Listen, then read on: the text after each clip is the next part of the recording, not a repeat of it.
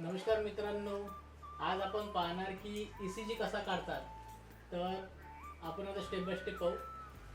माझं नाव पवन अडव, मी स्टेमीकडनं आहे आणि CCG कसा काढायचा हे सांगतो मी तुम्हाला. सर एक्सप्लेन करत राहा, कुठं कुठं ते टाकायचं. हे लीड्स केबल असतात 6. ह्या 2 सेम पोझिशनला घ्यायचे. हे सेकंड पोझिशन, थर्ड, हे फोर्थ, हे फिफ्थ आणि 6.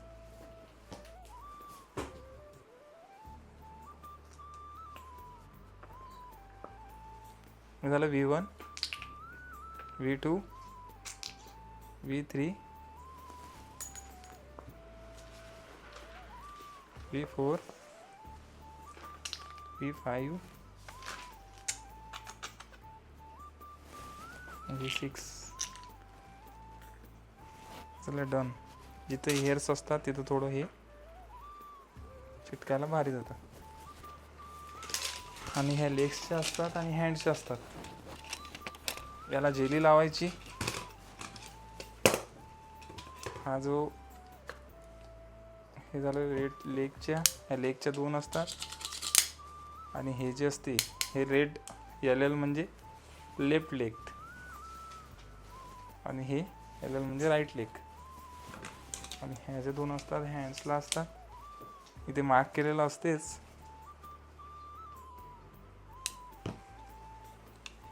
काका हात सरळ करा.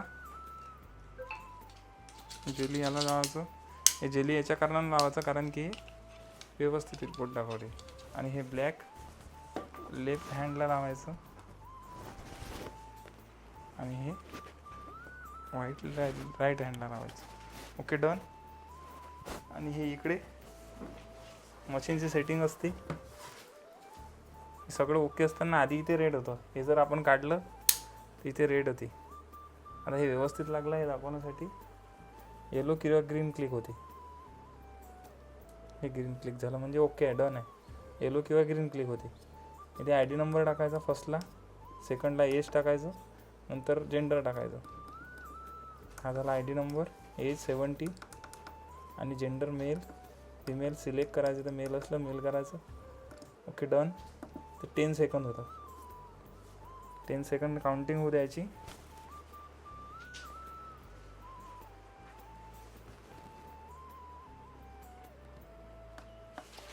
नंतर ग्रीन क्लिक करायचं.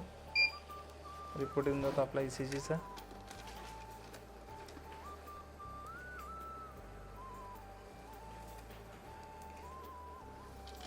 आणि ऑनलाईन कार्डिओनेट ॲप असते, त्याच्यावर डायग्नोसिस येतात. त्या डायग्नोसिससाठी इथं 100 काउंट होऊ द्यायचं. इथे 100 काउंट झाल्यानंतर ते कार्डिओनेट ॲपवर डायग्नोसिस येतात. ट्रान्सफर होते, ऑनलाईन ट्रान्सफर होते. डन. Okay done. हा रिपोर्ट आलेला आहे. आणि हे कार्डिओनेट ॲक्सेस आहे. हे असे का पूर्ण. याच्यावर डायग्नोसिस यायला थोडा वेळ लागतो, 2 मिनटं.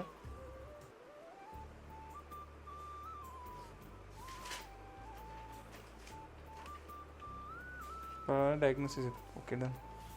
तर मित्रांनो, पाहिलं तुम्ही ECG कसा काढतात. हे होतं कंप्लीट डिटेल्स प्रॅक्टिकली की आपण ECG कसा काढायला पाहिजे, कसा निघतो. माहिती तुम्हाला आवडली असेल. ही माहिती तुम्ही तुमच्या प्रॅक्टिसमध्ये यूज करा आणि जे गरजू असेल त्यांच्यापर्यंत ती माहिती पोचवा. धन्यवाद.